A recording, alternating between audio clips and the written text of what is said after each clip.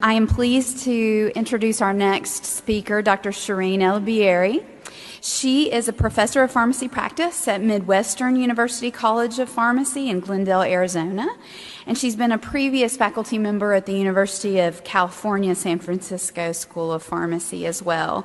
She's a past chair of the Women's Health, PRN. She's going to be discussing men and women's health for us today, and she's also a fellow of ACCP. With that, I would like to turn over our discussion to Dr. Shireen Elbieri.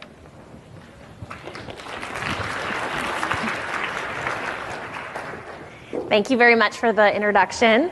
I'd also like to thank ACCP for inviting me back. Good morning.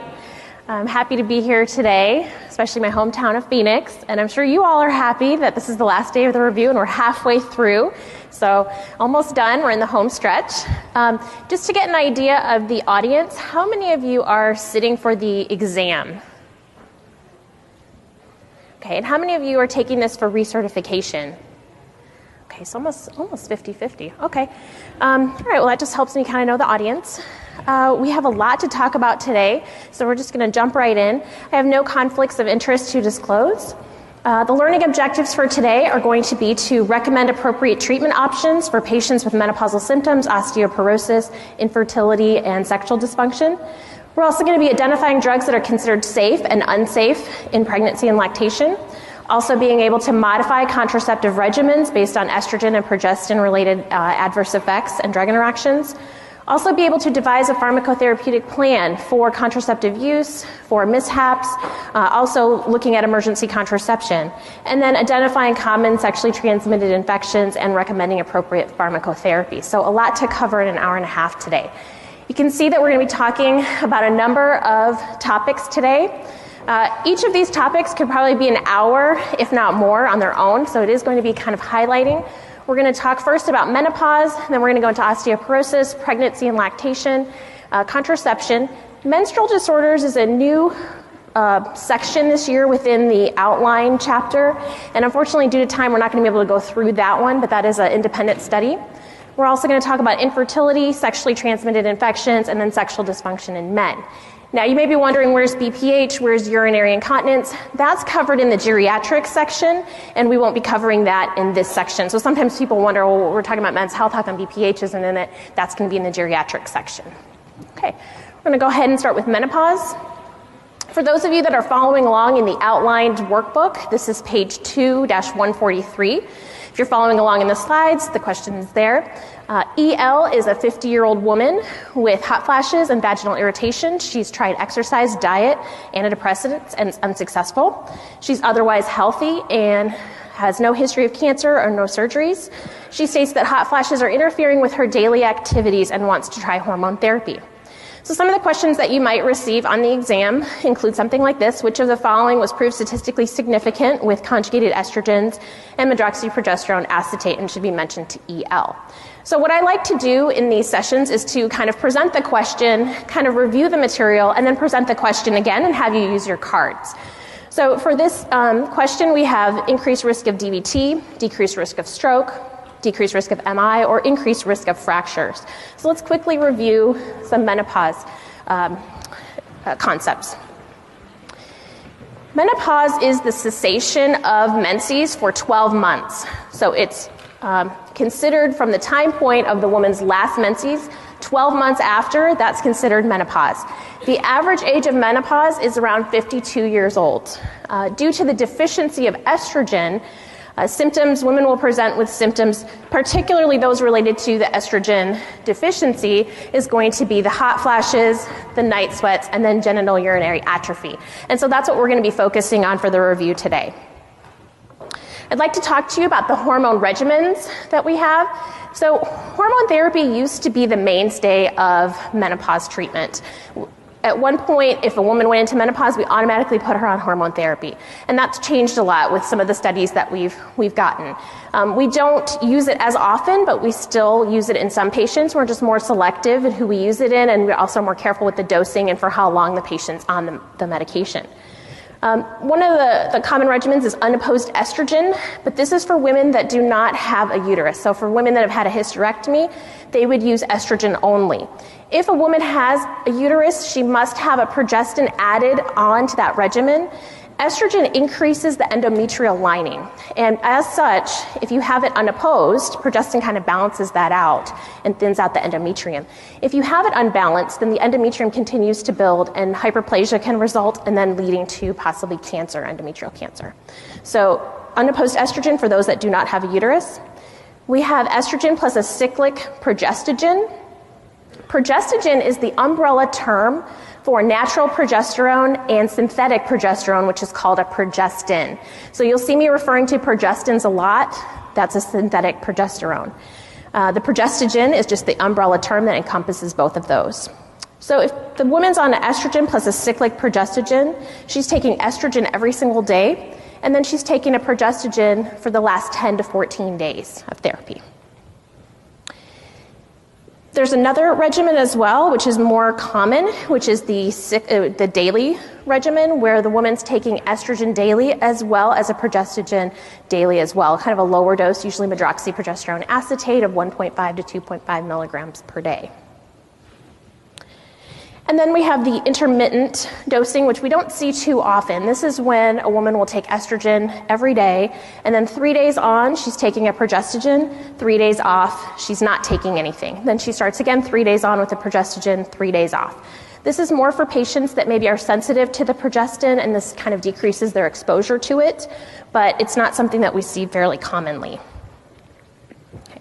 So as I mentioned, hormone therapy was kind of the mainstay for menopausal symptoms until this study came out. The Women's Health Initiative came out in 2002, so it's been some time now, but this is really the landmark trial that kind of changed how we practice. You can see that heart attacks, breast cancer, strokes, and blood clots all increased. They were all shown to increase with these patients. The regimen that they used was the daily one, the estrogen plus progestin every day. We saw that hip fractures and then also colon cancer decreased risk, so there were some benefits. With dementia, this was actually the Women's Health Memory Study, a little bit different study, but they also found that dementia increased as well. One of the criticisms of the Women's Health Initiative is that it was done in women that were older than the time of menopause. So we mentioned that menopause, the average age is about 52. In these patients in the Women's Health Initiative, they were around 63, 64, 65.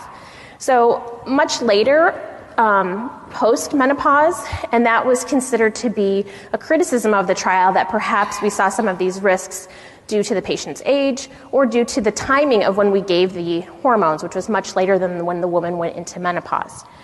When we looked at studies in younger women, those that were younger than 60, and within 10 years of going into menopause, we actually found that estrogen alone decreased coronary heart disease as well as all-cause mortality. So we actually found a different finding in this case.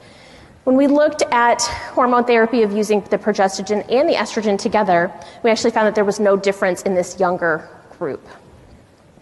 Risk of VTE and stroke, we found also increased in these patients, but the absolute risk is pretty low in women that are younger than 60, so it wasn't found to be something of concern. Observational data that we have tells us that there's lower risk with a transdermal patch. So perhaps if you're concerned about patients with a family history or anything like this, then a transdermal patch may be an option. So what we learned from this is that younger women that are closer to menopause may benefit from hormone therapy, but again, it's not that we're going to give it to every woman. So looking back at our case here, which was proven statistically significant with conjugated estrogens and medroxyprogesterone acetate and should be mentioned to EL. You can see you use your cards. We have increased risk of DVT, decreased risk of stroke, decreased risk of MI, or increased risk of fractures. Okay, good. I'm seeing a lot of blue. Excellent. So a pretty straightforward question. We did not see decreased risk of stroke. We did see an increase. We did see an increase in MI, and then a decreased risk of fractures, which is one of the benefits of estrogen. So those are the reasons why those would be incorrect. Now, on the same patient, we have a second question, question number 2, which of the following hormone treatments should be recommended to EL? So when you're given a question, you kind of want to evaluate the case and see if they actually need therapy. Sometimes there's an option that's saying no therapy, and so you really want to look at that case, and we'll kind of discuss some of the items that were provided. Some of the options that we have here is the estrogen patch. We have the estradiol vaginal cream. We have the combo therapy of conjugated estrogens plus medroxyprogesterone acetate, and then answer D is ospemifene, one of our selective estrogen receptor modulators. Let's first review the recommendations of therapy. So by far, vasomotor symptoms is probably the top reason why women will seek to start hormone therapy. Many women complain of this. More than 75% will experience them, and some will experience it up to even 7 years post-menopause. For these women, we recommend the lowest effective dose if they do require hormone therapy. We also have genitourinary symptoms or genitourinary syndrome, which is new nomenclature by the North American Menopause Society. It's abbreviated as GSM, and what it encompasses is the vaginal symptoms. So the decrease in estrogen actually causes vaginal atrophy and can cause pruritus or itching, can also cause discomfort during intercourse, which is called dyspareunia, and can also weaken or thin the urethra and the bladder lining, leading to poor muscle control. And this might result in overactive bladder. So in these patients, if they're only experiencing the genitourinary syndrome, the GSM, then you could just use a local estrogen therapy. You don't have to use systemic. Local has been shown to help in these patients. Of note, systemic hormone therapy, let's say you gave somebody an oral estrogen and progestin, it may actually worsen stress incontinence in these patients, so the local therapy is what's recommended if it's GSM. For sexual function, hormone therapy has not been shown to help in cases of diminished libido. We require some other therapies. And then osteoporosis, it does have an indication for prevention of osteoporosis, but only when other therapies have not worked or the patient's refractory, but this would not be for treatment. Right, reviewing the risks, we talked about VTE, cardiovascular disease. The risk appears to be higher for cardiovascular disease the later that the hormone therapy is started since the time of menopause. For breast cancer, there was an increase in breast cancer seen about 3 to 5 years of use is when they started to see that increased risk. So if the patient does have a history of breast cancer, it's not recommended that they use hormone therapy. And it's not recommended that they use hormone therapy in general for any woman longer than 5 years if possible. Estrogen alone has a little bit of a different risk profile. It seems to appear much later, and the risk increases if women have been using it for, the risk appears later, 10 to 20 years. So a little bit different than the combined regimen. Cognitive function, we have seen that there has been some worsening of cognitive function, particularly based on the Women's Health and Memory study, but this is controversial. There's other studies that have shown that it has helped, so again, a little bit controversial. We need some additional data related to ovarian cancer. There's conflicting data with this. Some studies have shown that there has been an increase in ovarian cancer, particularly with the estrogen alone groups. But other studies have shown that there really hasn't been a difference. So we need some more well-designed studies in this area. Right now, ovarian cancer is considered to be very rare, so there is no recommendation at this time. With lung cancer was also seen to increase. This was a subset of the Women's Health Initiative trial. There hasn't been trials that were specifically designed to look at lung cancer. In a majority of those cases, the women were also smokers. So again, lung cancer is something for providers to be aware of and weigh the risk versus benefit along with ovarian cancer, but we don't have any specific recommendations at this time until we get better designed studies. For therapy duration, if the patient is a good candidate for hormone therapy, she can start. We try to do the lowest dose possible. Try to check after 3 months. Try to taper that patient down. If the symptoms resolve, we take them off. If not, then we continue. Try again at 1 year. Again, best to keep them under 5 years if possible due to the increased risks. Some contraindications, patients that shouldn't be on hormone therapy include those that have had a history of breast cancer, cardiovascular disease, stroke, or history of blood clots. They shouldn't be on estrogen in general. And so what do we do for patients that cannot take hormone therapy? What alternatives do we have? We do have SSRIs, which have been shown to be helpful in decreasing the severity and the number of hot flashes. Of note, venlafaxine isn't necessarily an SSRI, it's an SNRI, but I just grouped it with this list here. There is some really good data to show that the 75 milligram dose decreases severity and also decreases number of hot flashes. Paroxetine has come out with a new branded product called Brisdel, which is a lower dose of 7.5 milligrams taken orally daily, specifically labeled for hot flashes. One of the things to keep in mind, though, with paroxetine is that many women that are using SSRIs for the treatment of vasomotor symptoms, most likely they probably had a history of breast cancer, and that's maybe why they're using the SSRIs. And paroxetine is a 2D6 inhibitor. So many of those women might be on tamoxifen, and tamoxifen is activated by 2D6. So there may be questions related to drug interactions, and this could decrease the effectiveness of tamoxifen. So you wouldn't necessarily want to use paroxetine if the patient was on tamoxifen.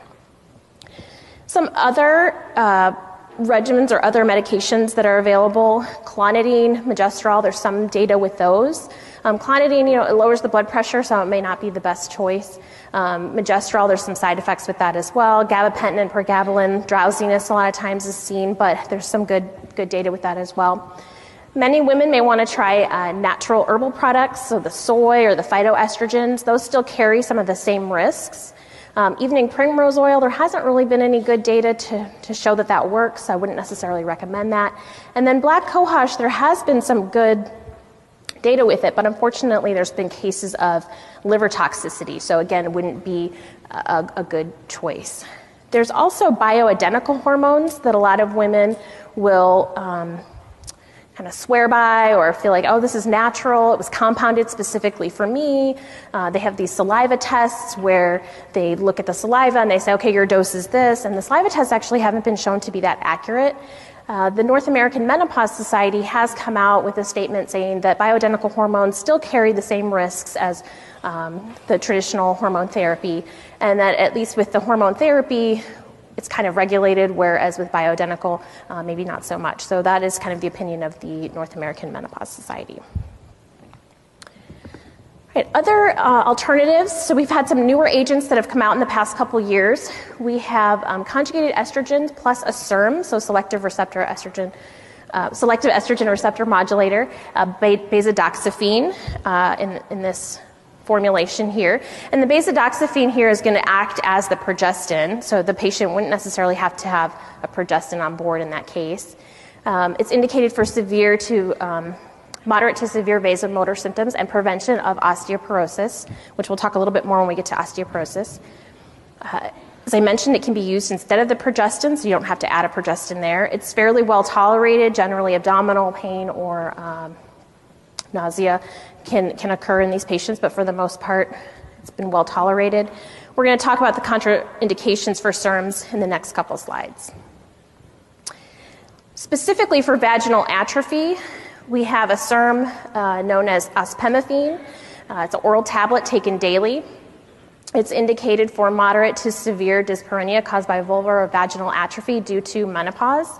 So this is specifically for the GSM symptoms.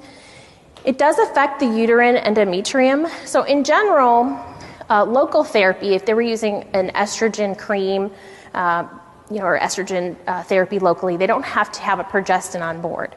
Ospemifene is similar to that. It does affect the endometrial lining, and so there has been some controversy about that, whether you need to add a progestin or not.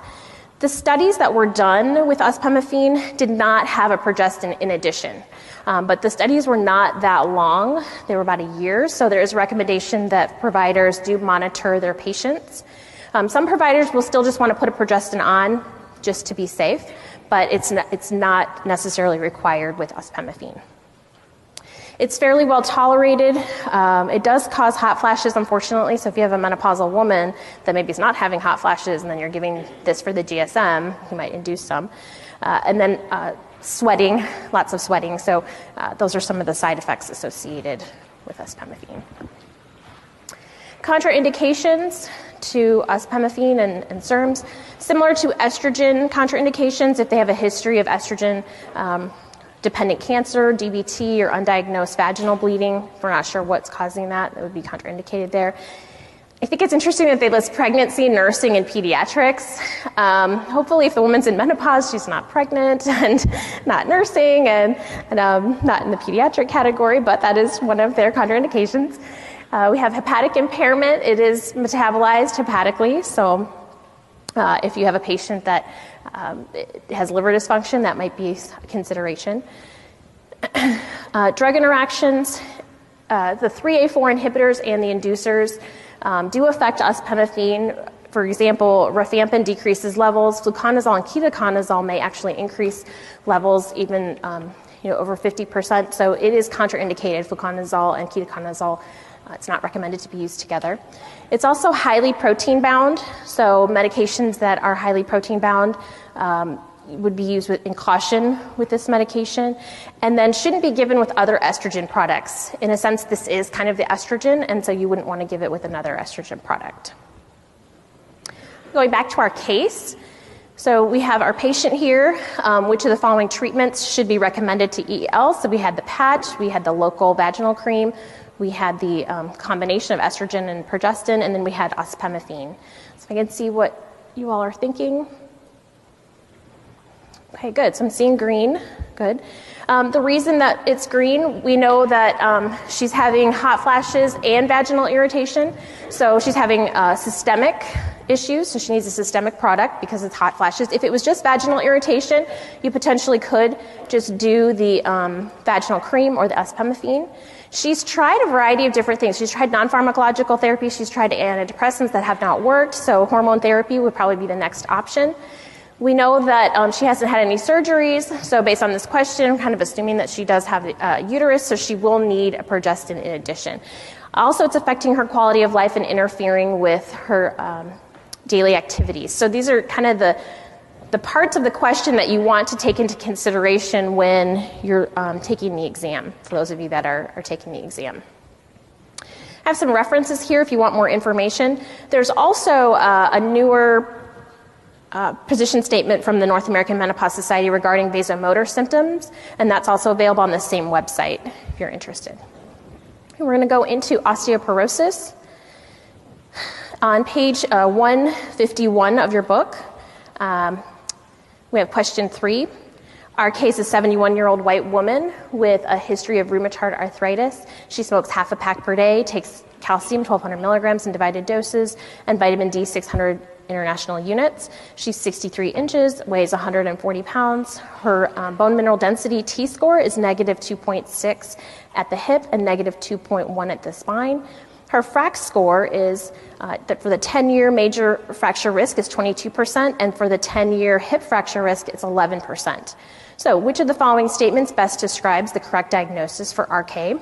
So she has a normal BMD of the spine, she has low bone mass of the hip, she has osteoporosis of the hip, or severe osteoporosis of the spine.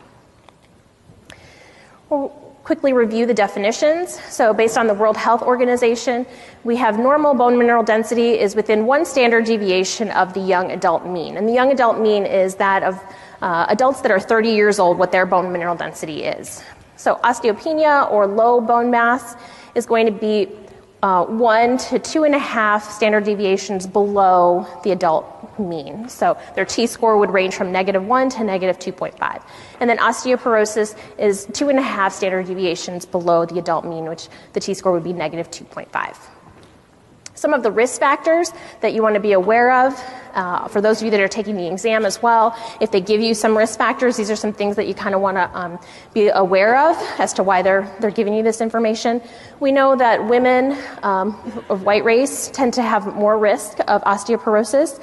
Also, those that maybe have poor nutrition or low body mass, and those that have poor nutrition usually have poor calcium intake or poor vitamin D intake. They've had a family history of osteoporosis or lifestyle that includes smoking, alcohol use, dementia. Dementia is more of a risk for falling, but alcoholism, those are some of the lifestyle risk factors. Those that have a potential to fall, so if they can't see well or had a history of fractures or have a history of falls, something to watch out for as well. In particular, women who have urinary incontinence tend to be at risk for fractures as well. Controlling that urinary incontinence is really key because many of the women that have suffered fractures, when they were interviewed, it was because they were running to the bathroom to make it in time. So if we can control the urinary incontinence, perhaps we can kind of control that rush to the restroom. Estrogen deficiency also really affects the bones, and that's why we see that in postmenopausal women. Osteoporosis is more common. If a woman has early menopause, again, that's going to be less estrogen, so they're going to be at more risk. And then we have the drugs. Drugs are really key, especially when you're assessing a patient and on the exam as well. If a patient's on glucocorticoids, for example, prednisone, 5 milligrams, at least 5 milligrams, longer than 3 months, so prednisone daily for 3 months, they're going to need prophylaxis with a bisphosphonate, most likely. If they're on heparin long-term, so long-term meaning several weeks, not something that, DVT prophylaxis or something like that, but heparin several weeks, months, that could lead to weakening of the bones. Anticonvulsants also, as well as excessive levothyroxine. So if you're given a patient case and there's an elevation in the thyroxine levels, that might be kind of something to evaluate as you're looking at treatment options. Also, GnRH agonists, they actually induce kind of a menopause, medical menopause, and that can decrease the amount of estrogen in the bodies, affecting the bones. And then lithium and cancer drugs can also affect the bones as well. So how do we assess who's at risk? Well, we have the FRAX score that is helpful for some patients. How many of you are aware of the FRAX score? Okay, a few of you, but many are not. Okay, so the FRAX score is a platform that was developed to calculate 10-year fracture risk. I've listed the site there if you want to look at it. If you go to the National Osteoporosis Foundation, you'll find it there. It includes 10 risk factors that are commonly associated with increased risk of osteoporosis. So this includes age, sex, weight, height, looking at bone mineral density at the femoral neck, parental history, so family history, tobacco use, glucocorticoid use, if they have rheumatoid arthritis, alcohol, or other sedentary causes. And what you do is you kind of enter in this information, and then it pops out a risk. It's designed for those that are 50 and older, although it's been validated for ages 40 to 90, but it's designed more so to calculate the risk in 50-year-olds. The bone mineral density testing by far is going to be the gold standard. So that's really what is going to officially make the diagnosis. Who gets screened? All women that are 65 years and older should be screened. Postmenopausal women with a medical reason for bone loss should also be screened. So maybe they're not at 65 years yet, but they have perhaps hyperparathyroidism or they're using steroids. Women that are age 50 or older with risk factors should also be screened. And then postmenopausal women that have had a fragility fracture should also be screened. And a fragility fracture is one where the patient is just standing, and then from the pressure of standing, the weight of that causes a fracture. So that indicates pretty brittle bones. For men, all men older than 70 years should be screened as well. Those that are 50 to 70, if they have risk factors, should also be screened. Lifestyle modifications play an important role in osteoporosis as well, so it's good to be familiar with those.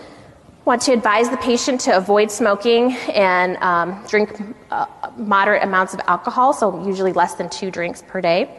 Encourage regular weight bearing and muscle strength. So this could be walking 30 to 40 minutes every day or most days of the week could count for this. Encouraging adequate intake of calcium. So right now the recommendation is about 1,000 milligrams of calcium, up to 1,200 milligrams for women that are older than 50 years old, and then for men that are older than 70 is also 1,200 milligrams. Vitamin D, 600 to 800 milligrams if you're going by the National Academy of Medicine. That would be their recommendation. And those that are older than 70 would be 800 international units per day also. If you're going by the National Osteoporosis Foundation, their doses are a little bit higher, looking at 800 international units and then 1,000 international units for older patients. We also want to assess fall risks. This is part of our lifestyle recommendations. So making sure that there's no cords that somebody could trip over, making sure that there's no rugs that are placed that's, could easily lift up and the person could trip. Also making sure that if a woman has urinary incontinence, that there's easy access to the restroom. Going back to our patient case and looking at what the question's asking regarding the correct diagnosis. So I'd like to see kind of what the group has come up with. Is it normal BMD, low bone mass, osteoporosis of the hip, or severe osteoporosis of the spine? Okay, seeing lots of green.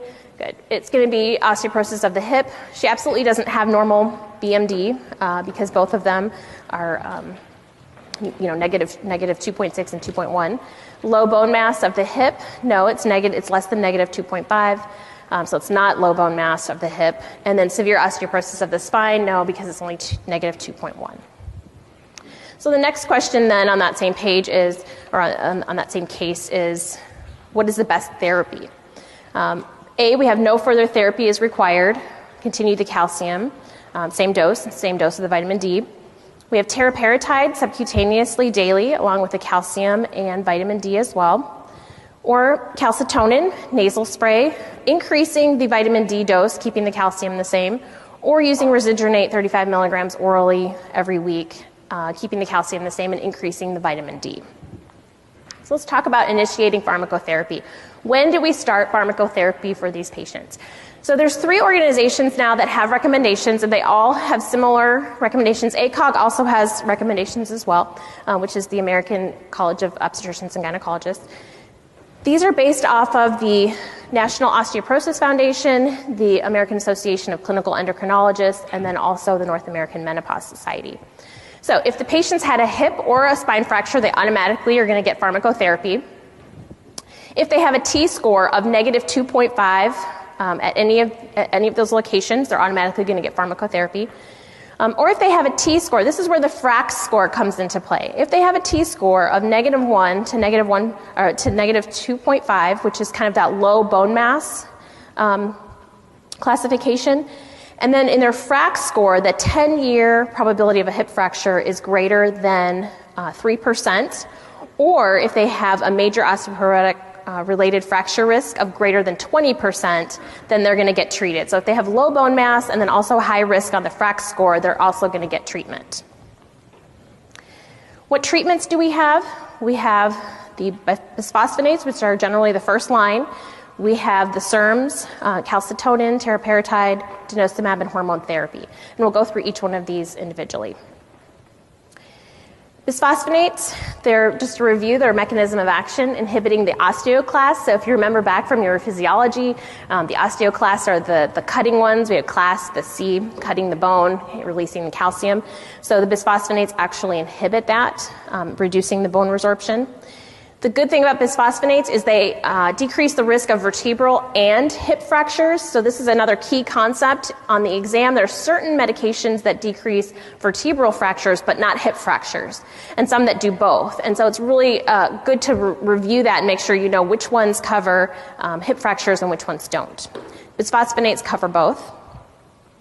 The main adverse reaction is going to be the esophageal or gastric irritation, which is why we have our counseling points that include taking it on an empty stomach and remaining upright for at least 30 minutes. Of note, ibandronate is 60 minutes, whereas the others are at least 30 minutes. We also have a delayed release formulation of the Recertification, and this one's a little bit different, whereas most of the bisphosphonates we say take before eating, this one in particular should be taken after breakfast. So that's kind of the outlier there. It should only be used in patients that have good renal clearance, so those that have less than 35 to 30 creatinine clearance, bisphosphonates are not recommended in those patients. So if you're given information to calculate a creatinine clearance, that might be something that you want to do and make sure that the bisphosphonate is an appropriate agent for the patient. And you should be doing this in real life as well, not just on the exam. But additional risks that you may have heard about, osteonecrosis of the jaw. So this is a rare side effect, but usually occurs in patients that maybe have had a history of cancer or that are undergoing a dental procedure. And a dental procedure doesn't mean just having a cavity filled. It's usually an extraction or having some bone work done, some jaw work, and those patients are more at risk for developing this side effect. The recommendation for that is to discontinue the bisphosphonate 3 months prior to the procedure if possible, and then restarting 1 month after the procedure. Atypical fractures have been reported with bisphosphonates. Right now the FDA is just monitoring that. There isn't really any recommendations at this time. There's also been thought to be an association of increased risk of AFib with bisphosphonates, but the outcomes regarding cardiovascular outcomes and stroke have not increased. So at this time there's no recommendation for that as well. Reviewing the different bisphosphonates, just keeping in mind that we have weekly and daily dosing. We also have IV formulations. By far, weekly dosing is becoming the more common of the regimens. Some of the regimens have combinations, like alendronate has vitamin D. It also has an effervescent tablet in case you have patients that can't swallow. The Recertification has calcium with it, has a formulation with calcium. We mentioned this one, the delayed release Recertification, again, should be taken after breakfast and should be avoided with a PPI. So that affects the absorption. So any antacid or PPI should be avoided. And then we have IV formulations, 3 months, every 3 months, or for zoledronic acid every 2 years, that can help patients if they're not able to take medications regularly. Other therapies, if the patient can't take a bisphosphonate for any reason, we have raloxifene. Raloxifene has been approved for the prevention and treatment of osteoporosis, but one thing to keep in mind is that it does not help for hip fractures. So if you have a case or you have a patient that's at risk for a hip fracture, raloxifene is not going to be the drug of choice in that case. It also does have an increased risk of VTE and may cause hot flashes or leg cramps, and a lot of times we're using this medication in menopausal women that may be already having hot flashes, so might not be ideal for those patients.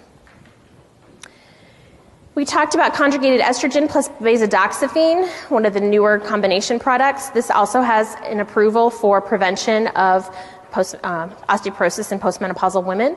We have some good data for it increasing bone mineral density in women that have been postmenopausal between 1 and 5 years. And we also have good data for women that have been postmenopausal beyond 5 years. Not as high, but still pretty good, very similar. And then we also have data for it increasing at the lumbar spine as well. So not just the hip, but also the spine. Some of the adverse reactions, we discussed those a little bit under the hormone therapy, and then discussed some of the contraindications with that, similar to estrogen. Or it contains estrogen, so that would be some of the contraindications to look out for. Other therapies that are not necessarily first line, but are available include calcitonin. This is an intranasal delivery formulation. It should be used if the others are not enough. It's not first line by any means. It's only good for reducing vertebral fractures, and it's not good for hip fractures. One of the good things about it is it's good for patients that have bone pain. So if you have a patient that's complaining of bone pain, this could be a good option. There has been an increased risk of cancer associated with calcitonin. I believe it was like 4% versus 2.9% in those that weren't using calcitonin.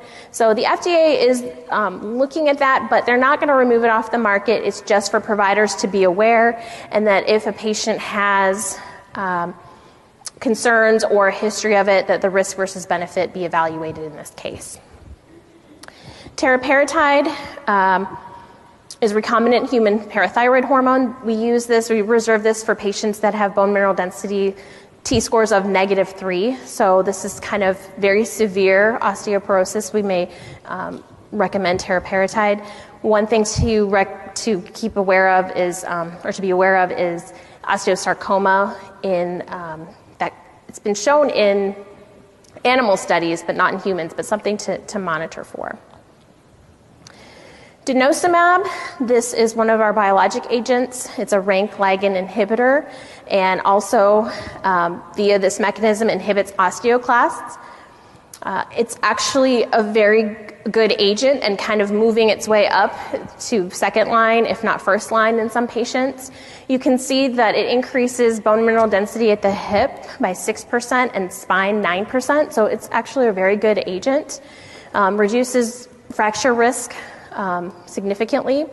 Some of the safety issues, just as all biologics with antibodies associated, you may have possible risk for infection, also hypoglycemia or hypocalcemia, so we would need to be monitoring the calcium levels in these patients as well.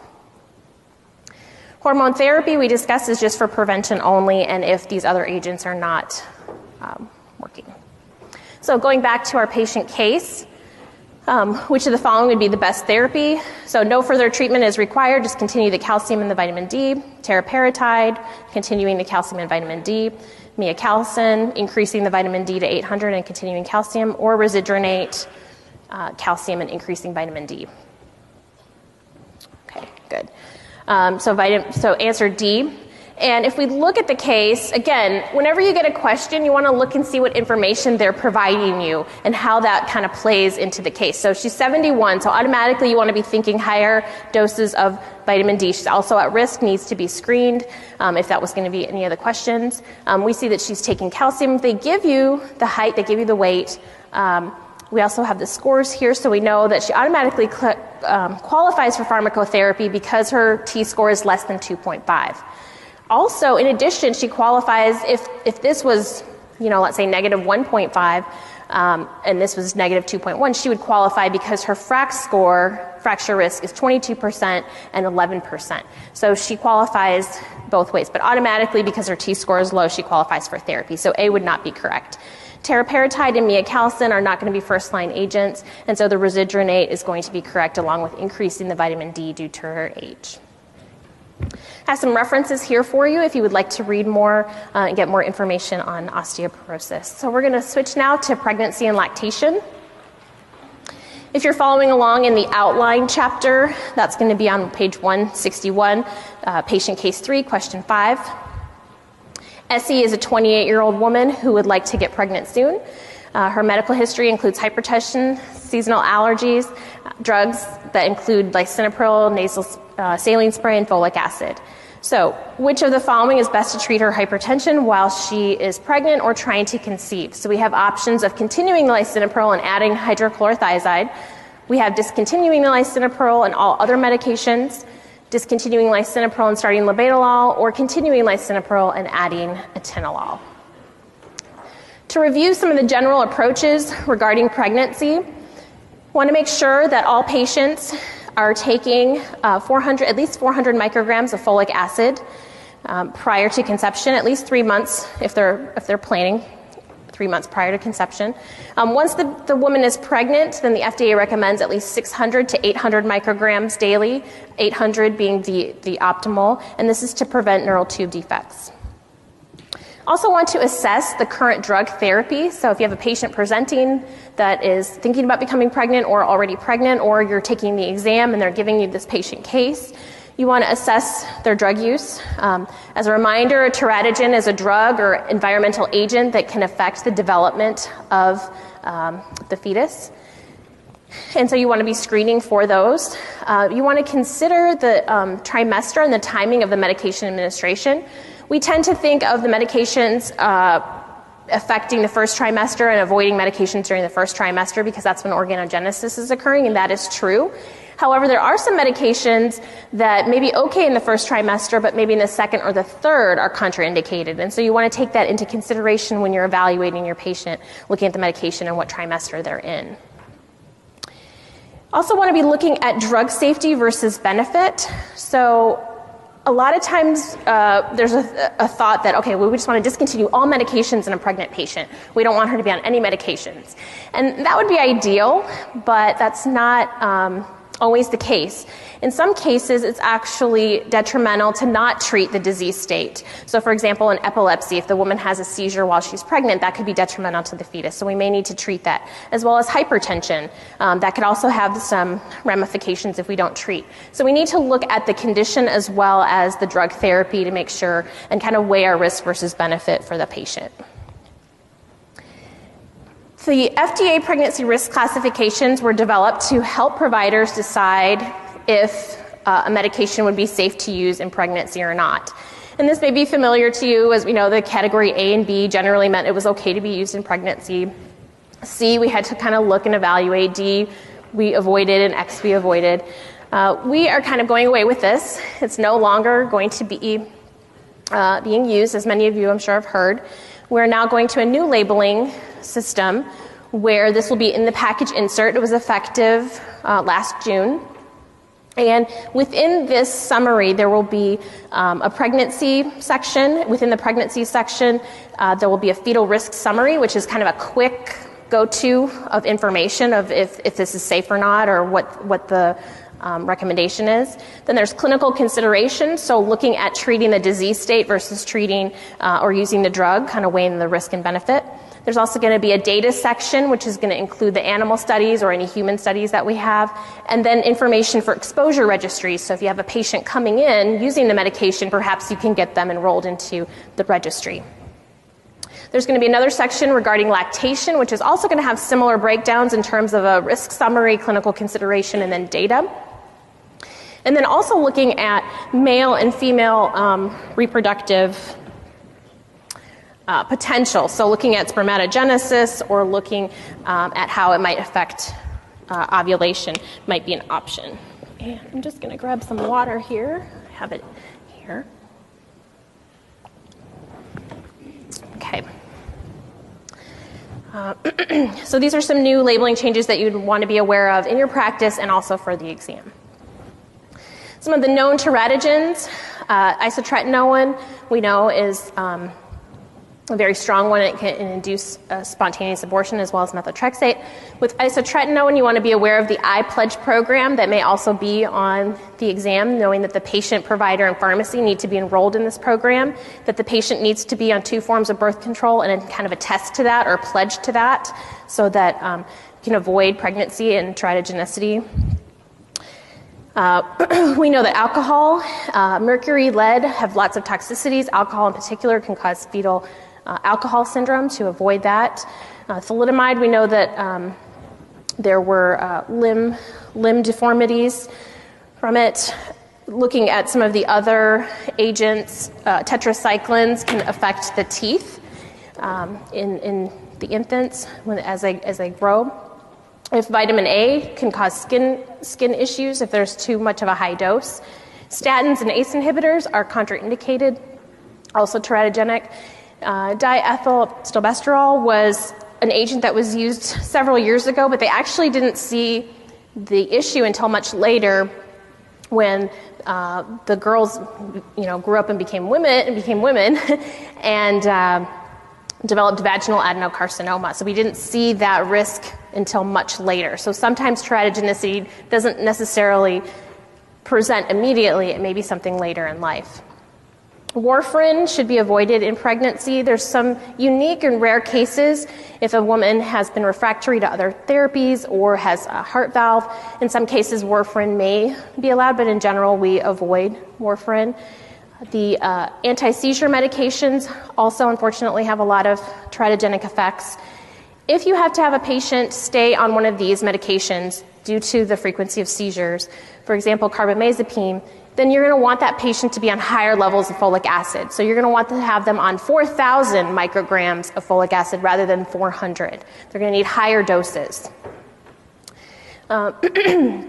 Valproate is one of those that can affect the infant later on in life. Their cognition may be affected, so it's something to watch out for in those children. Might not be immediate, but later on when they're going to school, that may present. So just being aware of some of the common teratogens. Some of the conditions in pregnancy, some of the key concepts. Nausea and vomiting. Nausea and vomiting is pretty common for pregnant women due to the rising HCG levels. Many women will experience this. The recommended therapies are to start out with non-pharmacological therapies, so crackers,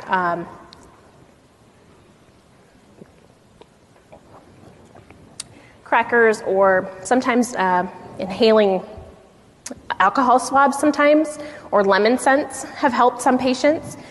Also, using ginger candies, gums, lozenges can help some patients. If those don't work, then we can go to vitamin B6. There's also a product now on the market that is doxylamine, the Unisom, and then vitamin B6 together, known as Diclayus.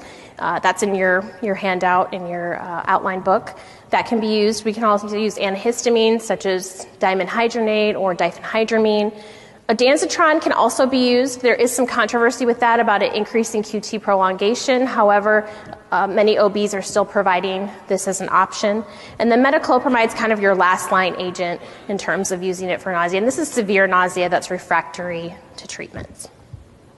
For patients suffering from headache, acetaminophen is going to be your first line agent. Avoiding NSAIDs during pregnancy is ideal.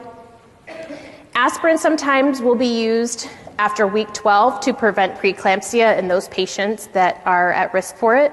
Usually 81 milligrams is given, so you may see that. So avoiding all aspirin is not necessarily going to be happening in pregnant patients. Triptans and ergot derivatives should be avoided in pregnant patients. For coagulation disorders, low molecular weight heparin is the drug of choice. If the patient needs anticoagulation, we want to avoid warfarin. So if they were on warfarin previously, we need to switch them. Excuse me, that was really loud. My voice is kind of running out. Heparin you can use, however, it's important to keep in mind that long-term, we mentioned that long-term use of heparin can cause osteoporosis. So the recommendation is going to be your low molecular weight heparin. Diabetes, if you have a patient that has diabetes prior to pregnancy and let's say is on metformin, if they have type 2 diabetes, you're going to want to switch them to insulin, take them off the metformin and switch them to insulin. If they develop gestational diabetes, insulin is also preferred, but we're seeing more and more use of sulfonylureas like glyburide, so glyburide could be an option. If the gestational diabetes is not that severe, usually a low dose of 2.5 milligrams of glyburide has been shown to help in those patients. For hypertension, we want to avoid ACEs and ARBs. If you have a patient of reproductive potential that's thinking about getting pregnant, it's good to switch at that time rather than waiting until she gets pregnant. The drugs of choice are methyldopa, labetalol, or nifedipine. Those are the first line ones. With methyldopa, one of the issues is that it causes a lot of fatigue, and pregnant women are usually already fatigued, so many women will stop using this. So labetalol tends to be the best choice if you're given a question. Labetalol is the more preferred agent. Other beta blockers, just to keep in mind, may induce intrauterine growth retardation. In other words, the baby's not going to grow to its full potential. So to keep in mind that just because labetalol is working, it's not necessarily the case with other beta blockers. So looking at our patient case here, which of the following would be best to treat her hypertension while she is trying to conceive?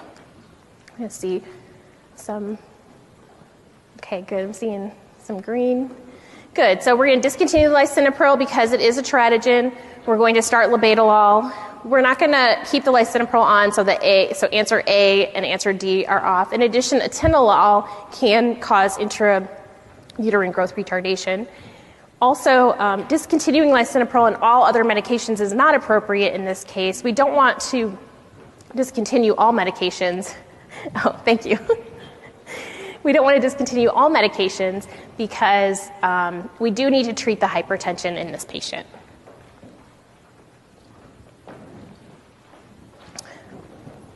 Okay, looking at lactation,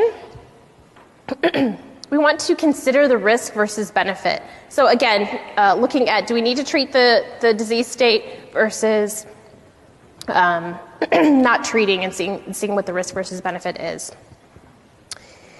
We have one method called pump and dump, where the woman takes the medication and we time when the highest peak of that medication is going to be in the milk. She pumps her milk and dumps that. You could also do a pump and save.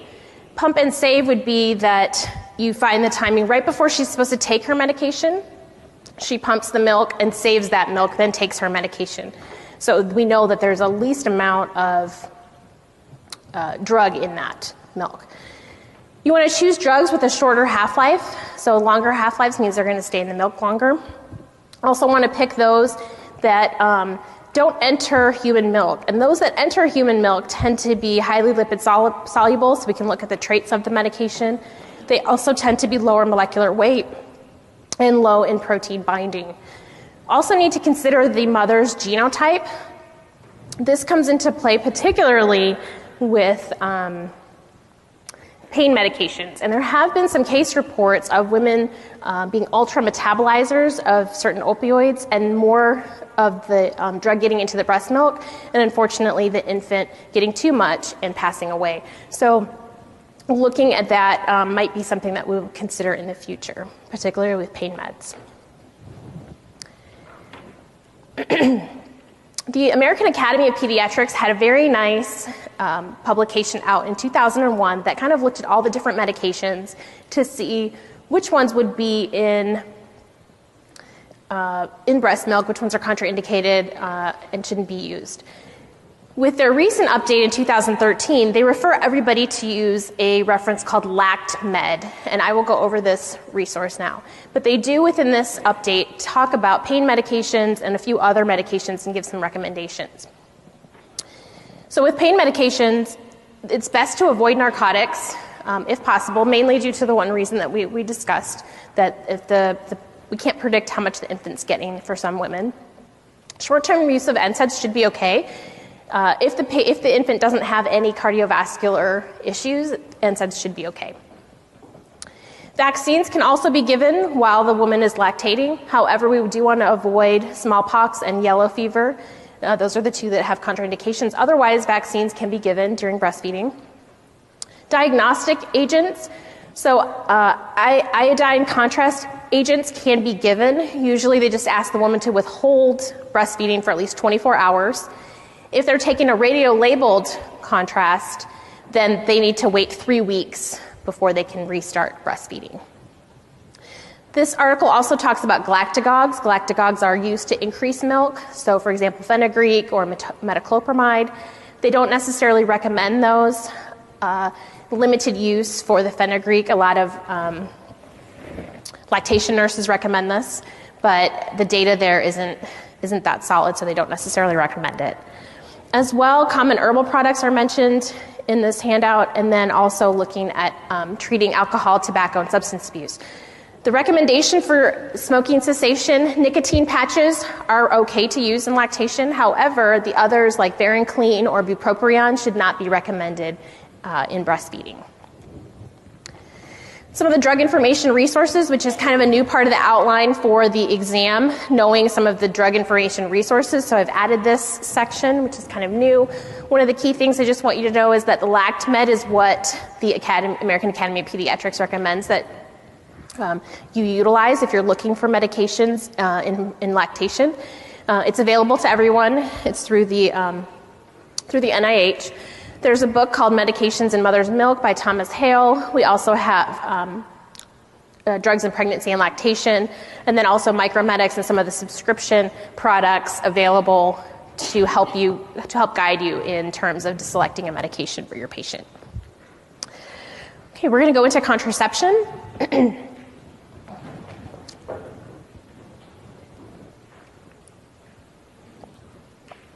going to be page 166 of your book, if you're following along in the workbook section. KR is a 22-year-old woman initiated on Merced for 4 months. She has breakthrough bleeding at the start of her active pills, and the physician wants to change the oral contraceptive.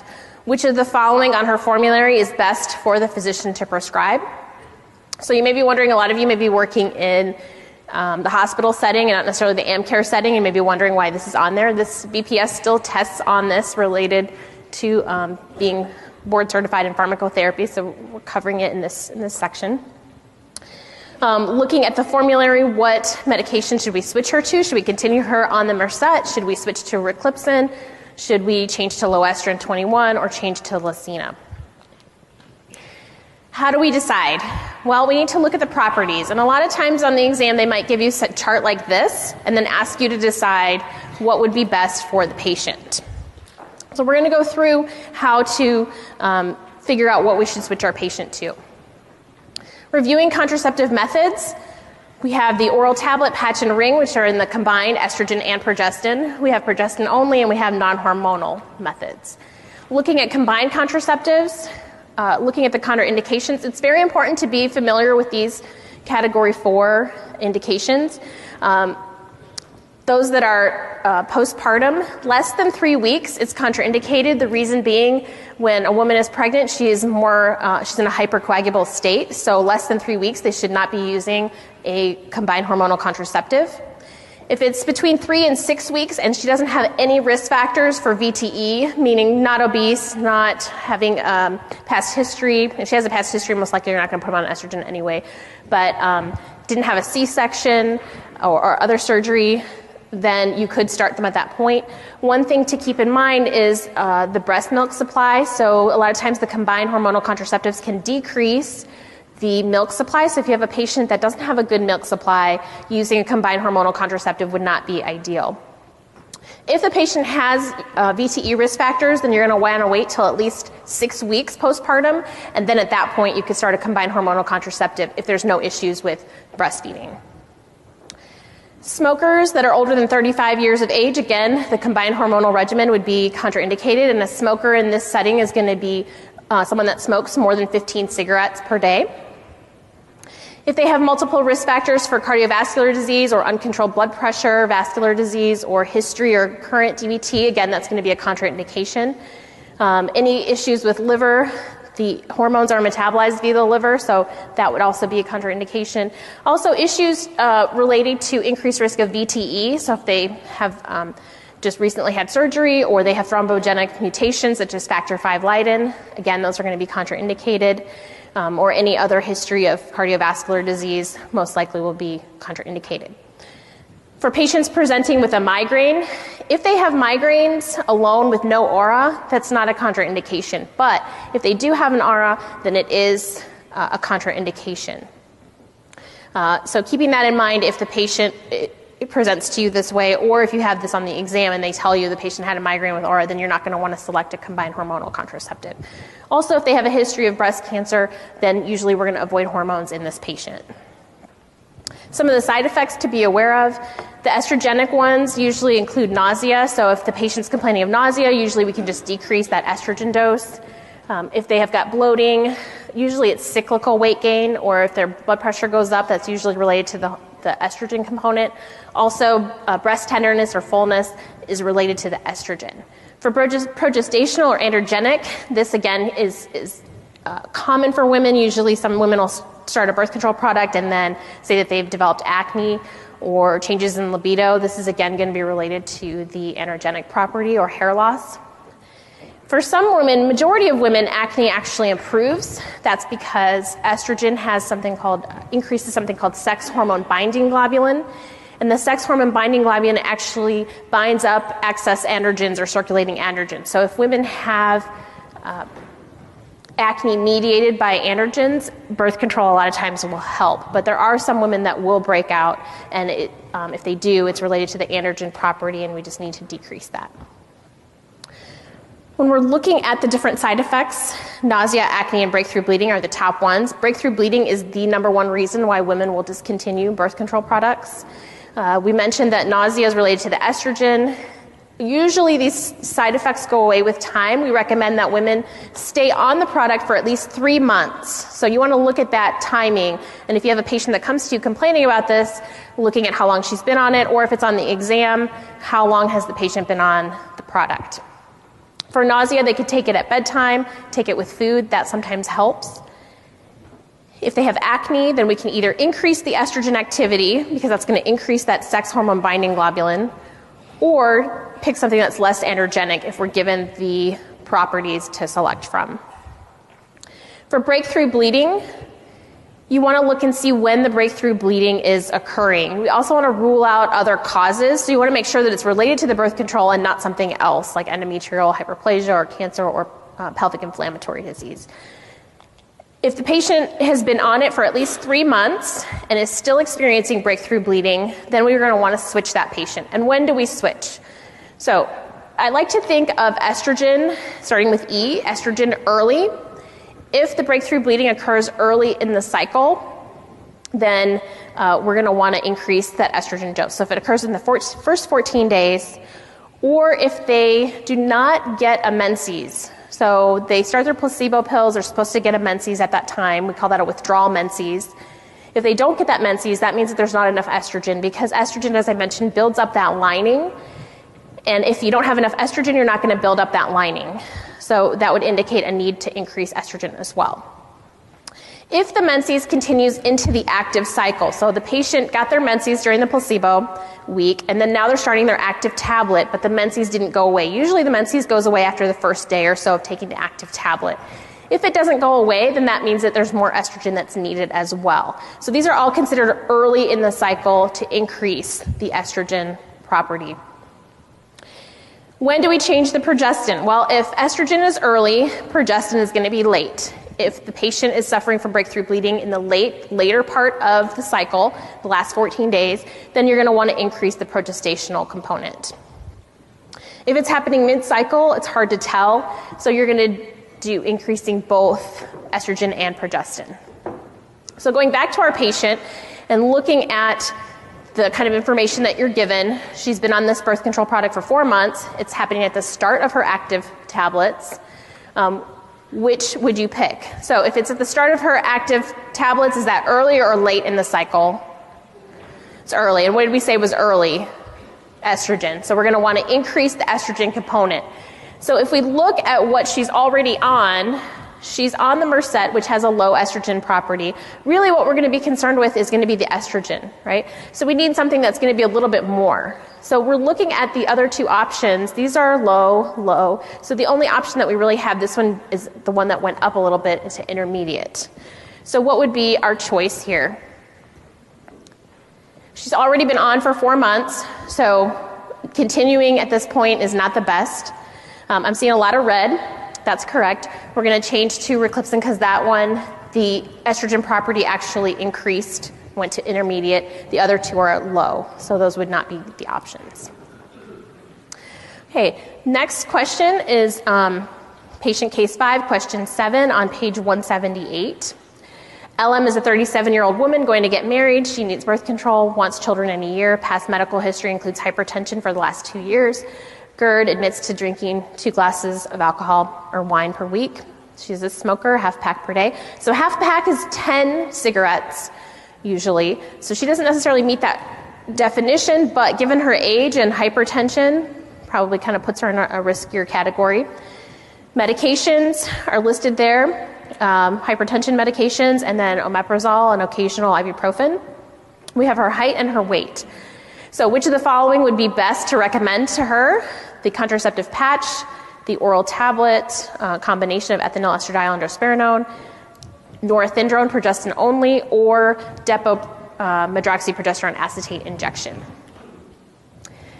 One of the things that you're going to want to look for whenever you're starting somebody on a birth control product, or if you're evaluating the case, you want to look to see if there's drug interactions. Hepatic inducers are really key because they decrease the effectiveness of birth control. particularly the combined hormonal contraceptives. Rifampin in particular has a significant risk of contraceptive failure, and you're going to want to continue the second method or alternate method for at least 3 weeks after discontinuation of the rifampin. So once they stop rifampin, another 3 weeks later, we're having a backup method. Anticonvulsant agents also decrease the effectiveness of hormonal contraceptives. One thing to keep in mind is lamotrigine is actually the opposite. So lamotrigine is the one that is affected by combined hormonal contraceptives. So if a patient was stabilized on lamotrigine, let's say for seizures, and then started a new birth control product, their levels of lamotrigine may drop and they may start to break through with seizures. So that's something to keep in mind, that you may need to increase the lamotrigine dose. Same thing if they're on it for mood disorders, then they may need to increase the lamotrigine dose. St. John's wort and protease inhibitors. St. John's wort is a 3A4 inducer, so it does affect birth control products. So for those of you, if any of you are working in the community setting or even in the hospital setting, if you see somebody on St. John's wort and also using birth control products, to be aware of that, as well as protease inhibitors. In terms of managing this, we can either use another contraceptive method or we can use a different therapeutic agent. I don't necessarily recommend this if somebody's already stabilized on an anticonvulsant. I don't necessarily want to change that. Might just change the method. Sometimes we can increase the amount of estrogen in the products. We have 1 or 2 products that have 50 micrograms of ethinyl estradiol, which is much higher than our usual 20 to 35, and that might be an option for those patients. Other drug interactions to be concerned about or to consider: drospirenone. Drospirenone is one of the progestins that is used in some of the birth control products. What's special about drospirenone is that it has anti-androgenic properties. So ethinyl estradiol stimulates a mineralocorticoid effect, which causes women to retain fluid. That's why a lot of times they might feel like they've gained weight or that they've got breast tenderness or fullness. Drospirenone actually blocks that, so the women don't generally gain weight with this particular product. It's also good for androgen-mediated acne, hirsutism, or weight loss, not weight loss, but or hair loss. Drospirenone is a derivative of spironolactone, which is a potassium-sparing diuretic, and as such, spironolactone does have anti-androgenic properties, which is kind of how they derived this drospirenone. But because it does have that connection to spironolactone, it may increase potassium as well. So just as we look out for medications that can increase potassium with spironolactone, we're going to do the same thing with drospirenone. So looking at high-dose NSAIDs, ACE inhibitors, those could increase serum potassium as well. There is an FDA safety communication regarding increased risk of VTE with drospirenone products. So this is something that you would want to keep in mind if you had a patient that maybe had risk factors for a DVT, such as obesity or family history. The FDA looked at this and decided that the benefits of this contraceptive agent outweighs the risks, so they are keeping it on the market, but just to be aware that there may be an increased risk in certain patients. Antibiotics, this is a long-standing controversy. Do we need a backup method or do we not? There are some case reports in the literature. If you're conservative like me, you might recommend a backup method, but according to the CDC medical eligibility criteria, there is no need to recommend an alternate form of birth control for patients on broad spectrum antibiotics. It's a category 1, meaning that there really is no risk. For patients that are concerned about this or have breakthrough bleeding when they're taking antibiotics, then an alternate form of birth control can be recommended, something probably non-hormonal such as condoms, until the medication is out of the system. Some of the unique formulations that are available: so quadriphasic. We have monophasic, biphasic, triphasic, and quadriphasic. Quadriphasic is going to be 4 phases of hormones, so 4 different strengths of hormones within that same birth control product. If you have a monophasic, that's just the same throughout the whole cycle. If you have a biphasic, it's like 50-50, 10 days of one strength and then 11 days of a different strength. And triphasic changes each week. With quadriphasic, we have 4 phases of that. And we don't have too many of those available on the market.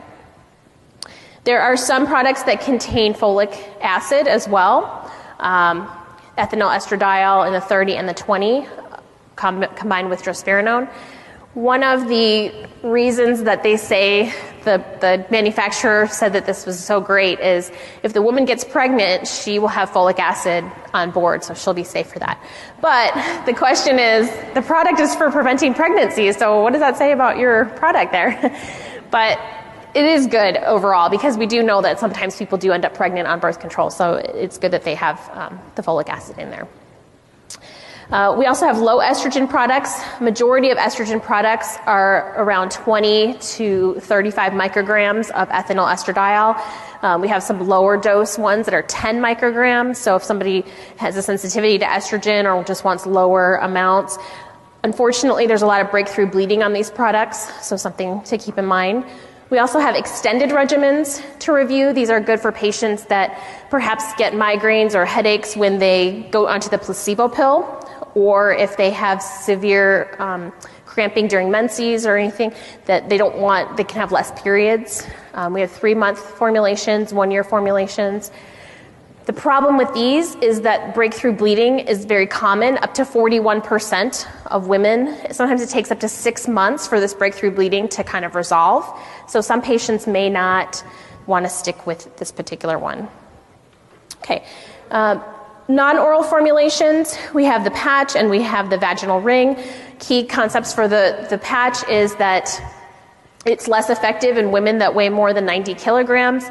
The estrogen likes to stay in adipose tissue, and so if you have a woman that is overweight, has a lot of adipose tissue in the arm, then perhaps the estrogen kind of just sits in that adipose tissue and doesn't get delivered systemically, and then the woman may ovulate. The other thing to keep in mind is that there may be an increased risk of VTE, cardiovascular or cerebrovascular events with this one, because it gives much more estrogen than we originally thought. So it gives 60% more than a 35 microgram tablet. And 35 micrograms is generally the higher end of the more commonly used birth control products. So if someone is concerned about a DVT, this one might not be the best option.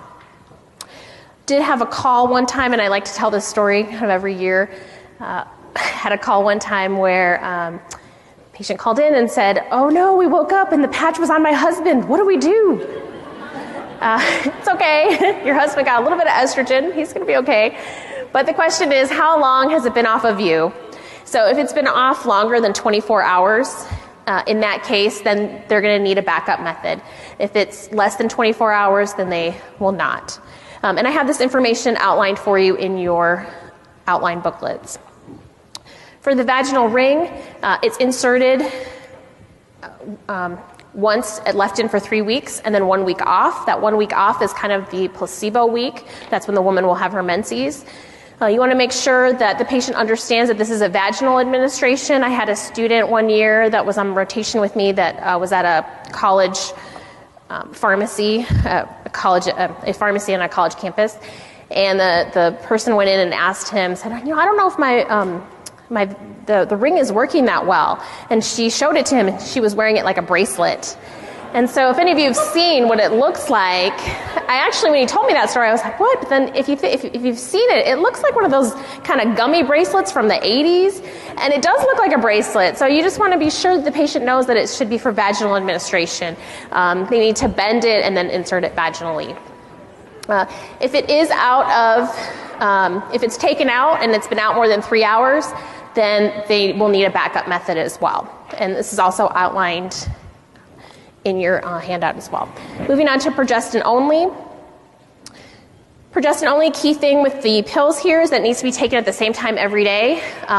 More than a 3-hour delay is considered a missed dose. So if they were supposed to take it at 8 a.m. and it's now 12 noon, then that's a missed dose. So they'll need a backup method for 48 hours. So again, you want patients that can use this on a regular basis at the right time. Key thing for Depo-Provera or depomedroxyprogesterone acetate, it's administered every 11 to 13 weeks, with 12 weeks being optimal. Side effects, weight gain is the main one, long return to fertility up to 12 months, in some cases, one case report 18 months. So you don't want to use it in a patient that is close wanting to conceive in the near future, or somebody that's older than 35, it might not be the best option for them if they're wanting to conceive. Another key thing to remember is that it can decrease bone mineral density if it's used for a long period of time, especially in younger women, because that's when we're building bone when we're younger. So we're going to recommend calcium supplements with use. Other progestin-only contraceptives available are going to be IUDs. We have 3 that have progestin, the Mirena, Skyla, and Aletta. They're used for 5 to 3 years, depending on the product. Looking at the return to fertility with these agents is actually pretty high. So if you have somebody that wants long-term contraception but is also looking to conceive in the future, this is a good product as well. We have the implantable rod that's also progestin only, known as Nexplanon. It first came out as Implanon, but now Nexplanon is available. The difference is that it's radio opaque, so it can be seen on x-ray. A lot of times what was happening is these rods were being inserted subdermally, and then when they went to remove them 3 years later, they couldn't find them. So now the Nexplanon shows up on x-ray. Recommend looking at the concerns with weight and effectiveness. It may not be as effective in women that are obese. It's effective for 3 years and can be a good option for some patients. Looking back at our patient here, what would you select? The transdermal patch, oral combined tablet, progestin tablet, or depomedroxyprogesterone acetate injection? Okay, I'm seeing some green and some red. I'm going to go with the greens here. The progestin only is going to be the best option in this case. The transdermal patch is not going to be the best option because it's a combined hormonal contraceptive and the patient smokes and also her age. In addition, her weight is greater than 90 kilograms. The combined tablet is also not going to be the best option because it contains estrogen, and then also she's on an ACE inhibitor as well, and the drospirenone could be an interaction potentially. And then the Depo, we're not going to recommend that. She's overweight already, it causes weight gain issues, and then also has a longer return to fertility time, and she's in her later 30s, so we would not recommend that one. Briefly going to go over emergency contraception. It's indicated for patients that have had unprotected intercourse. The labeling is within 72 hours. However, in practice, we know that it's effective up to 120 hours. It can be used for contraceptive failure, such as condom breaking or missed doses, patch fell off, IUD fell out. This can be used for sexual assault or exposure to a teratogen. So if a patient unexpectedly came into contact with a teratogen and didn't want to get pregnant or was concerned about pregnancy, that could be an option as well. The products that are available, we have the levonorgestrel 1.5 milligram tablet, which is over the counter for all ages. One thing to consider is the BMI. It's not as effective if the patient has a BMI of 26 or greater. That doesn't mean you would withhold it from the patient, but you may want to make another recommendation if they're able to get something else. Ella or elaprestol is a selective progesterone receptor modulator, which ironically is abbreviated as sperm. It's progestin only. That one's labeling is actually 120 hours, and in some states you may be able to get it from the pharmacist. In other states it may require a prescription only. Key thing with this one as well is that it may be ineffective in those patients that have a BMI of more than 35. So if you're given a case like that, you want to be evaluating some of these things. As well, the copper IUD can be used. It can be inserted within 5 days of unprotected intercourse. It can be used in patients of all BMI weights or of all weight, so it doesn't necessarily matter in terms of the weight for those women. That does require a provider referral, however. Okay, we're going to jump to infertility. LL is a 26-year-old woman who's been trying to conceive for 13 months. She's 61 inches and 172 pounds. Her BMI is 32. She has moderate acne and hirsutism. Menstrual cycle has been pretty regular at 26 to 27 days. Her husband's medical exam and semen exam are normal. The ultrasonography shows some polycystic ovaries. What is the best first-line agent to recommend to LL? So we have considering weight loss and starting clomiphene. We have continuing to try to conceive and make no recommendations at this time. Start FSH injections or start HCG injections. So about 15% of couples are infertile, and the infertility definition is a couple that's actively trying and hasn't conceived within 1 year. For women that are older than 35, they look at 6 months as the cutoff. If they've been trying for 6 months, then they recommend that they see their physician because their window of fertility is shorter. It can be related to the male factor or the female factor. The male factor in terms of endocrine could be hypogonadism or spermatogenesis issues, could be anatomic in terms of a blockage or abnormal anatomy, could be sexual dysfunction in terms of erection or ejaculation issues. For women, ovulatory could be PCOS or hyperprolactinemia. So if you see something where their prolactin levels are elevated, that could be the issue. Could be cervical, having abnormal anatomy or blockage, pelvic fibroids, or scarring from pelvic inflammatory disease could all be some of the issues for or reasons for infertility. Clomiphene citrate is usually our first-line therapy along with aromatase inhibitors. Those are becoming more and more common. Aromatase inhibitors increase gonadotropin-releasing hormone, which increases FSH and LH and stimulates the follicles in the ovary to develop the ovum. Same with clomiphene citrate. Clomiphene citrate is actually a SERM, and the body perceives a hypoestrogenic state and then starts to increase FSH, trying to get those ovaries to stimulate follicle development. With the aromatase inhibitors, they're seeing that there's less risk of multiple births, so they're tending to use this more than the clomiphene. In terms of other options, there's HMG, which has FSH and LH, where you're just giving it rather than trying to stimulate the body. Follicle stimulating hormone, again, you're just giving the FSH, trying to get those follicles stimulated. HCG is usually given as the trigger to release the ovum, and it's usually given 36 hours prior to the procedure that the patient's going to be undergoing, whether that's a harvest or intrauterine insemination. And then gonadotropin-releasing hormone analogs, those also increase FSH and LH, trying to get the GnRH agonists or analogs actually are used to hold off on the LH surge. So they usually give them right before they're about to cause the ovum release. So they want the body to not have that LH release. Once the body has the LH release, that means that the ovum is going to be released. So we use that more in reproductive technologies. And then metformin sometimes is used for patients that have PCOS. To help with weight loss and also help with ovulation. So in this case, for our patient, what do you think would be the answer here? Considering weight loss and starting clomiphene, continuing to try to conceive, starting FSH, or starting HCG? Okay, I'm seeing a lot of blue, which is correct. We're going to look at weight loss. We're going to look at starting clomiphene. That's our first line therapy. We are not going to just let her be because she's been trying for 13 months. So that is our definition. It's been over a year, so she does need therapy. We're not going to go ahead with FSH injections because that's not going to be ideal. We want to try clomiphene first and see how she does with that. And then the HCG is for the release of the ovum. Okay. Sexually transmitted infections.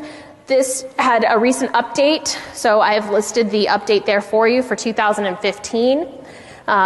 Looking at herpes simplex virus, we have treatment therapy there for the initial infection. Unfortunately, once the patient is infected, the virus does remain latent in the dorsal root ganglia. If the patient's having recurrent infections, then as soon as they know, we want to start them on treatment therapy. In your booklet, there is a list of those medications. For patients that experience more than 6 episodes in a year, we can go ahead and put them on a lower dose, and it'll be daily. For our patient here, she is a 21-year-old woman who presents with genital itching, vesicles on the vulva. She's sexually active.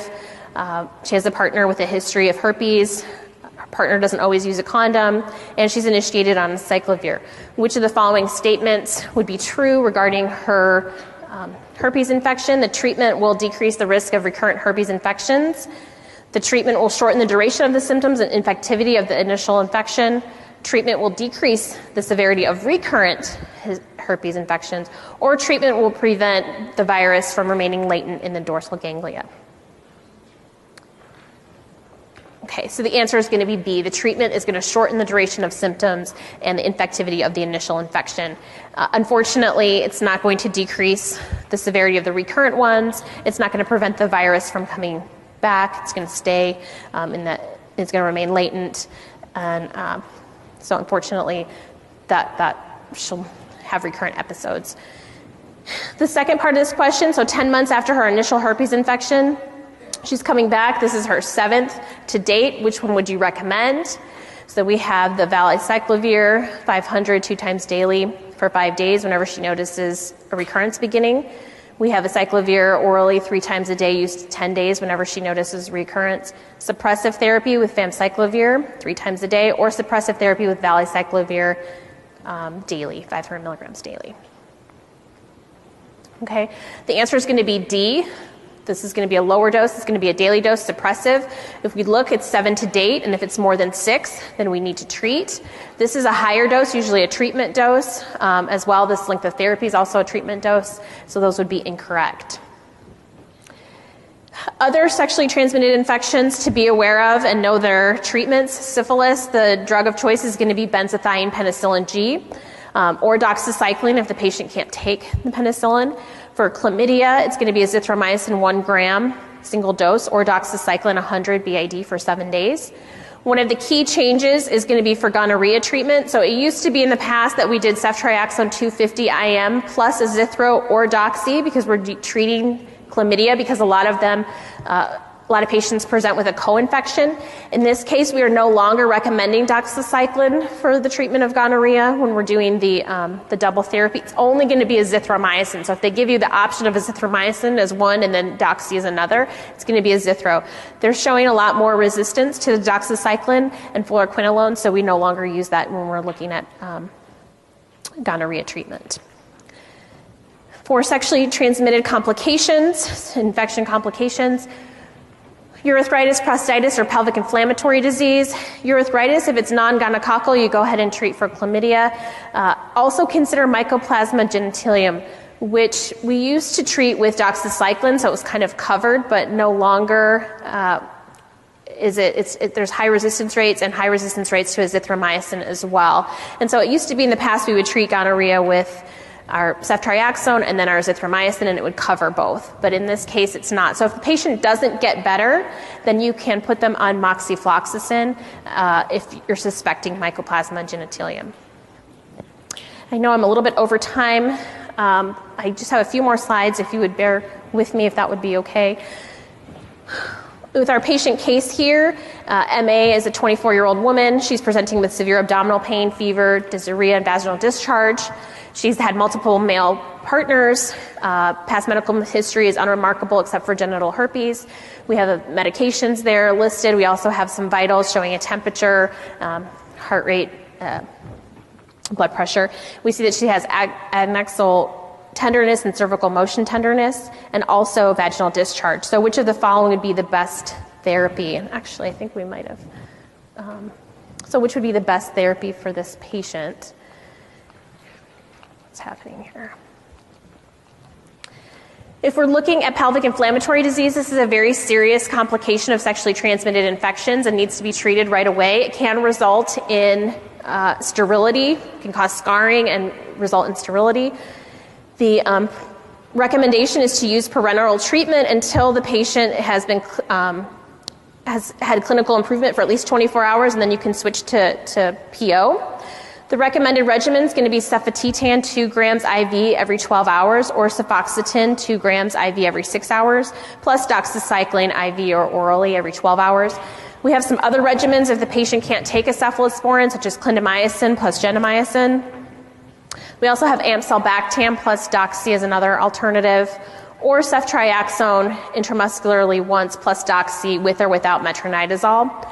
You could also do cefoxitin with probenecid and then doxycycline and also metronidazole for the anaerobes. If the patient doesn't seem to get better, then you could try for moxifloxacin. Patients that have had partners within the last 60 days should also be treated. Looking at our case here, what is the appropriate therapy? We have amsulbactam 2 grams for 14 days. We have metronidazole 500 IV 3 times a day for 7 days. cefotetan, IV, every 12 hours plus doxycycline for 14 days, or ceftriaxone 125 milligrams intramuscularly with doxy twice a day for 7 days. Okay, so cefotetan is going to be the correct answer. The amsulbactam could be an option, but we need a higher dose of 3 grams. We're not going to treat metronidazole. We're not going to use metronidazole only. And then the last option, ceftriaxone, could be an option, but the dose is too low and the duration is too low. Other vaginal infections to review: bacterial vaginosis, knowing that you need to treat you do not need to treat the sexual partner. Trichomoniasis does require partner treatment. And then vulvovaginal candidiasis, making sure that if the patient has 4 or more recurrent episodes, that they are evaluated for HIV or diabetes if they're having more than 4 a year. Looking at male sexual dysfunction, this is going to be our last question here, question 13. 65-year-old man presenting to the physician complaining of symptoms of erectile dysfunction. He has a history of hyperlipidemia, GERD, and glucose intolerance. We have his medications there listed of atorvastatin, omeprazole, and aspirin. He wants a medication where he doesn't have to plan out the intimate moments. We have some options here: tadalafil, avanadafil, yohimbine, or bupropion. Knowing the reasons for male sexual dysfunction, so low testosterone levels. If you're given a patient case and the patient has low testosterone levels, that might be something to look at. Also looking at concentrations of prolactin levels. If they're too high, that would also be something to look at. Could be an ejaculation issue if it's premature. Retarded, absent, or retrograde are some of the issues that can occur. Also erectile dysfunction in terms of it being caused by psychological issues or being caused by disease states such as hypertension, diabetes that's uncontrolled. Those are some things to look at. And then looking at the drugs, antihypertensives, SSRIs, those can cause as well. And very quickly, some of the treatments. We have non-pharmacological treatments that can be used. Once we control for risk factors, if it's still having if the patient's still having a problem, then they can use some non-pharmacological options. The issue with this is that it can cause a lot of bruising, so we don't necessarily recommend the vacuum pumps or the venous constriction rings. Pharmacologically, if the patient has low testosterone levels, you can use testosterone replacement, and we have a variety of formulations that can be used.